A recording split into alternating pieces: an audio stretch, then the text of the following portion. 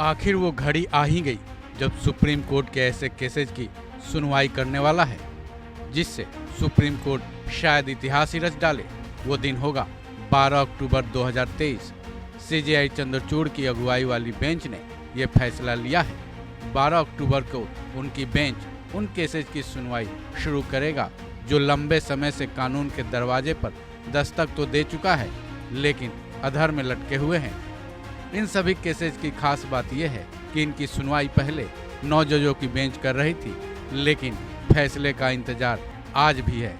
दरअसल सीजेआई चंद्रचूड़ की अगुवाई वाली बेंच 12 अक्टूबर से 9 जजों की बेंच वाली उन सारे केसेज पर सुनवाई करेगा जो कि न केवल केंद्र सरकारों से जुड़े हैं बल्कि देश के उद्योग और राजस्व से भी जुड़े हुए हैं।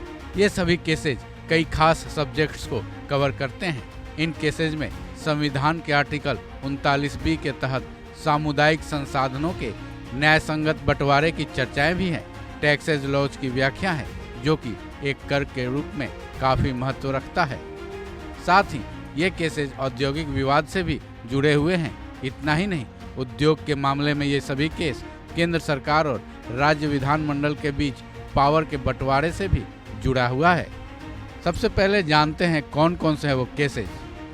प्रॉपर्टी ऑनर्स एसोसिएशन बनाम महाराष्ट्र राज्य, खनिज क्षेत्र विकास बनाम MS steel authority of India एवं अन्य, उत्तर प्रदेश राज्य बनाम जयवीर सिंह, उत्तर प्रदेश राज्य एवं अन्य बनाम मेसर्स लालता प्रसाद वैश्य। अब इन केसेस के बारे में जान लेते हैं जिन पर सीजेआई चंद्रचूड़ की अध्यक्षता में सुप्रीम कोर्ट में सुनवाई होनी है।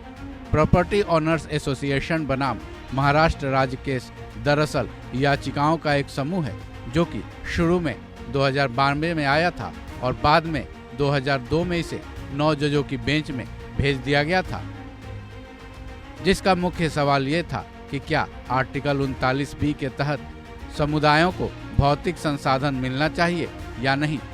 वहीं खनिज क्षेत्र विकास बनाम MS steel authority of India एवं अन्य केस 2011 में 9 जजों की बेंच में गया था। इसमें भी याचिकाओं का एक समूह था जो कि बिहार के कोयला खनन से संबंधित था। ये केस लैंड रेवेन्यू युक्त लैंड पर एक्स्ट्रा टैक्स लगाता है जिसमें सेस भी शामिल है। उत्तर प्रदेश बनाम जयवीर सिंह केस उद्योग से जुड़ा केस है। इसमें औद्योगिक विवाद अधिनियम 1947 की धारा 2J के तहत उद्योग के डिफिनेशन से संबंधित है। वहीं चौथा केस उत्तर प्रदेश एवं अन्य राज्य बनाम मेसर्स लालता प्रसाद वैश्य केस उद्योग के डेवलपमेंट और रेगुलेशन एक्ट से जुड़ा है जिसमें उद्योग विकास एवं विनियमन अधिनियम 1951 की धारा 18G की व्याख्या की गई है।